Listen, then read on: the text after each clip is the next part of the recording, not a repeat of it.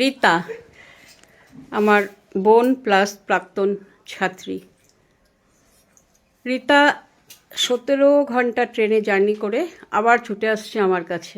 কিসের জন্য রীতা একটু বলো? কত বছর আগের স্টুডেন্ট তুমি সেটাও বলো, এবং তোমার কর্মজীবন প্লাস কেন আসছো আবার সেটাও বলো। আমার কর্মজীবন শুরু হয়েছে প্রায় 25 ইয়ার্স আগের থেকে আর কি। মানে 2000 থেকে আমি কোর্স শুরু করেছি দিদির কাছে হাতে খড়ি। আর তারপরে অন্য পার্লারে আমি প্র্যাকটিস করি। এখানে ময়নাগুড়ি মিরর পার্লারে ওপেনিংয়ের সময় আমি ছিলাম। আমি ওখানে অনেকটা বছর কাজ করেছি, শিখেছি, অনেক কিছু শিখেছি। কিন্তু ধাপে ধাপে আমি দিদির কাছে, দিদির সঙ্গটা ছাড়িনি। দিদির কাছ থেকে আমি স্টেপ ওয়াইজ সব কিছুই আমি নিয়েছি। যেটা এখনকার দিনে যেটা চলতে গেলে অ্যাডভান্স কোর্স যেগুলো করতে হয়, সেগুলোর জন্য আমি এখন এসেছি। আর আমার পার্লার আছে, দিদির থেকেই সব কিছু পাওয়া, বলে লাভ নেই। মানে আর কি বলবো, এখানে অনেক কিছু কি বলবো নিজেও বুঝে পাচ্ছি না, যে আমার যতটুকু দাঁড়ানো, যতটুকু পাওয়া, যতটুকু প্রতিষ্ঠা হওয়া, সেটা সম্পূর্ণ দিদি প্লাস এখানে ময়নাগুড়ি মিরর পার্লারের যে বৌদি আছে, সেও আমাকে অনেকটা গাইড করে, বর্তমানেও গাইড করে চলছে। এই দিদি আর বৌদি দুজন আমার কাছে অনেকটা, মানে কি পার্সন, এটা কি বলবো, কি ওয়ার্ড দিয়ে বলবো বুঝে পাচ্ছি না। আচ্ছা, তা রীতা এই নিয়ে প্রথম যখন শিখতো তখন আমার এই বাড়ি ছিল না, আমার আগের বাড়িতে রীতা আর মিরর পার্লারে আরেকজন ছিল যাদের হাত দিয়ে মিরর কাজ শুরু করে, সে হচ্ছে হেনা। রীতা প্রথম আসে আমার কাছে, তারপর হেনাকে নিয়ে আসে। এই দুজন আজও হয়তো মিরর পার্লার, ময়নাগুড়ির প্রতিষ্ঠিত পার্লার মিস করে, যারা আমার হাতে তৈরি অবশ্যই। তারপর মেকআপ শেখার জন্য রীতার আবার ছুটে আসা, বা যখন যেটা সমস্যা হয় আমরা ফোনে যোগাযোগ করে, প্লাস এখন আধুনিক কিছু আরও শেখার জন্য রীতা ছুটে আসছে। প্রথমে বলছিল আমার আশা কষ্ট হচ্ছে দিদি, অনলাইনে ক্লাস করাও। আসলে ছেলে বড় হয়ে গেছে তো এখন ছেলের দিকে তো তাকাতে হবে। হ্যাঁ, আমরা মারা মেয়েরা কিছু করতে চাই, আগে তো আমাদের ফ্যামিলি। এখন আমার ছেলে এবার মাধ্যমিক পাশ করেছে, তো ওর পেছনে আমার আগে অবশ্যই সংসারটা, আমরা মেয়েরা যতই স্বাবলম্বী বা কাজে ব্যস্ত থাকি, সংসার আমাদের দেখতেই হয়। তবে আমি এটা বলবো, সংসারের পাশাপাশি নিজেদের পরিচিতি, নিজেদের কর্মজীবন, নিজেদের প্রতিষ্ঠাতা বা সচ্ছলতা, কেউ এটাকে ভুলে যাবে না। হাজব্যান্ডের আমি বলবো, শ্বশুরবাড়ির বাবার বাড়ি যতই থাক, নিজের পরিচিতি তৈরি করো, তার মধ্যে যে আনন্দ, সেটা বোধহয় কোনো কিছুতে হয় না। আচ্ছা, তা আজও 25 বছর আগে স্টুডেন্ট রীতা, আজও আমি একইভাবে, হয়তো মাঝখানে কয়েক বছর মেয়েদের নিয়ে সময় কাটাই নাই, আজও আমি রীতা এসে দেখছে যে আমার আজও ঘর ভরা স্টুডেন্ট। 25 বছর আগেও তাই ছিল। কি রীতা? প্রত্যেকে দেখতে পাচ্ছ। দিদিকে দেখে মানে আমাদের মনে হয় যে দিদি যদি পারে, আমরা কেন পারবো না? দিদি যত কিছু ফেস করেছে, তার মাঝখানেও মানে চলে যাচ্ছে, আমরা কেন পারবো না? অনেক সাহস পাই। প্রত্যেক মেয়ের উদ্দেশ্যে রীতার মতো হতে পারবে না। আজকে আসামে না বলছি, আসামে খুব বড় একটা টাউন, সেখানের মার্কেটের উপর পার্লার চালায় রীতা, ঠিক আছে, এবং সেখানেও প্রতিষ্ঠিত। তা সেই জায়গাটা প্রত্যেকটা মেয়ের কাছে বলছি, সংসার করে রীতা যদি পারে, আমরা যদি পারি। আমি হয়তো এখন পার্লারে কাজটা করি না, কিন্তু তোদের নিয়ে তৈরি করাই আমার এখন উদ্দেশ্য। তা তোরা পারবি না রীতার মতো? 25 বছর পরে এসে, তখন আমি বেঁচে থাকবো কিনা জানি না, এই 25 বছর, হ্যাঁ সেটা কি প্রত্যেকের, না বয়স তো হচ্ছে 50 হয়ে গেল, আর কি 75, এখন কেউ বাঁচে না, বাঁচলেও যাই হোক। নিজে প্রতিষ্ঠিত হতে গেলে কিন্তু যদি বিয়ে হয়ে যাওয়ার পরে একটা ফ্যামিলির সাপোর্ট লাগে।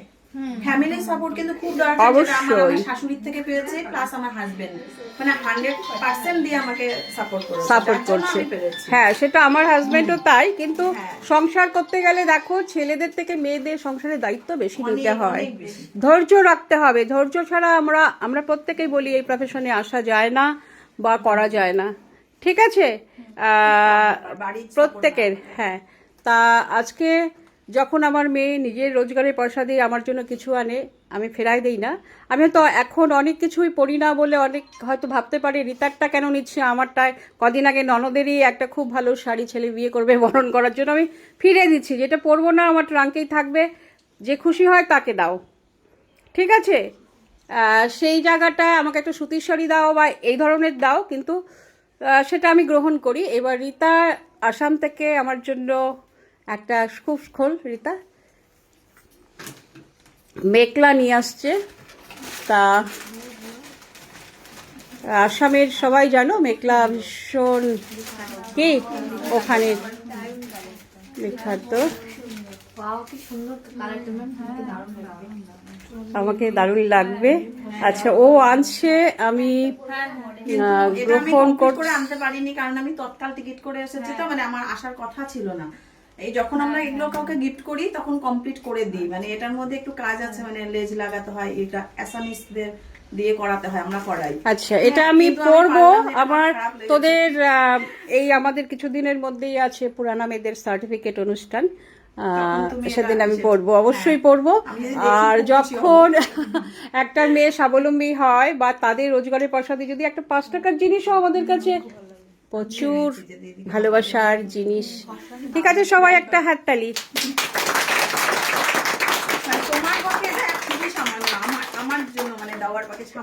রীতা, তুই জানিস না কোথায় গেল রে শিপ্রা? আমি তোরা জানিস না যে আমি আমার জীবনটা তো মানে সবসময় সাধারণ ছিল, তোরা জানিস। আর বিয়ে বাড়িতে আমি চলে যাই হয়তো একটা 150 টাকা বা 200 টাকার চাদর পরেও, একটা শাড়ি পরেও। তা তুই বলছিস আমার জন্য কিছু না, মূল্য কিছু দিয়ে দেয়। এই যে ভালোবাসিস, ভালোবাসার মূল্য কোনো মূল্যের কাছে আমার কাছে না। একটু আগে আমি বলছিলাম যে আত্মসম্মান, সম্মানটা আর ভালোবাসা, জীবনে এইটুকু জিনিস নিয়ে বাকি জীবনটা আমি কাটাতে যাই। আর কিছু না, কিচ্ছু না। টাকা পয়সা সোনা গয়না কিছু না। হ্যাঁ, চলতে গেলে টাকা লাগে, শিক্ষা চিকিৎসা এইটুকুর জন্য মনে করি লাগে। ঠিক আছে। আর খাবার মানে খাই আমরা, সেখানে মনে করো ভালো মন্দ বলতে আমি আমার সাথে মতের সবার একমত হবে না, যে স্বাস্থ্যকর যেটুকু সেটুকু শাকসবজি ভাত এটুকু হয়তো কম অর্থের মধ্যেও চলে যায়, কিন্তু চিকিৎসা আর শিক্ষা এখনকার দিনে বিশাল অর্থের দরকার, যেটা আমি বারবার শিক্ষার জন্য না চিকিৎসার ক্ষেত্রে বারবার ফেস করছি। সব বড় বড় কঠিন রোগের সাথে পরিবারের সবাইকে নিয়ে মানে চলতে গিয়ে দেখছি যে একটা নার্সিংহোম বলো, মানে সরকারি হাসপাতালে আমরা অতটা পাই না, তখন বেসরকারি আমরা যেতে বাধ্য হই। সেখানে অর্থ আগে ফেলো, তারপর চিকিৎসা। তার জন্য অর্থ দরকার আছে, এবং নিজেরা প্রত্যেকে স্বাবলম্বী হওয়া, অর্থ ছাড়া দুনিয়া চলা যায় না। তবে ভালো মানুষ হয়ে, আমি কখনোই বলছি না বেঁকা পথে চলতে, সোজা পথে থেকে সবাই। তা রীতার জন্য একটা হাততালি দিলাম তো সবাই না? অনেক অনেক ধন্যবাদ। ঠিক আছে। আমিও চাই যে আমি কিচ্ছু করতে পারিনি, কিন্তু তোমরাও অনেকটা অনেকটা আলো, মানে সত্যি দিদি তো অনেক কিছু দেয়, যতটুকু তার মধ্যে আছে ততটুকুই দেয়, কিন্তু নেওয়ার টেকনিক নিজেদের। অবশ্যই সেটা প্রত্যেককেই বলি। আমি আজকে চেষ্টা করেছি আসবো দিদির থেকে নিব, আমি তো নিতে পারতাম অনেক কিছু, অনেকখানি নিতে পারতাম। গুয়াহাটি এত বড় সিটি আছে, ওখানে ল্যাকমি একাডেমি আছে, অনেক অনেক ভালো অনেক কিছু জানি, শোনা কথা, কিন্তু আমি তো নিজে দেখিনি। কিন্তু দিদির মতো পারবে না। না না না না, এটা দিদির মতো পারবে না বলাটা ভুল। এটা মানে বিশ্বাস বলতে অন্যদের থেকে নিতে পারবো। আসলে আমরা দরকার ছিল না, আমি আসছি দিদির উদ্দেশ্যে। অবশ্যই যার যেখানে ভালো লাগে।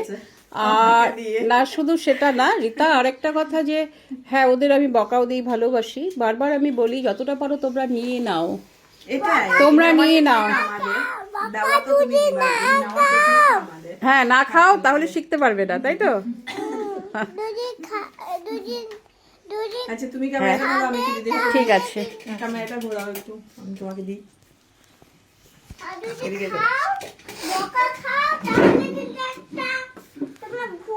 হ্যাঁ হ্যাঁ হ্যাঁ ঠিক আছে। দাঁড়া তাহলে দিকে দিয়েছো, তুমি একটু ড্রেসটা ঢাইকে নাও, ওরসে একটা শাড়ি। না না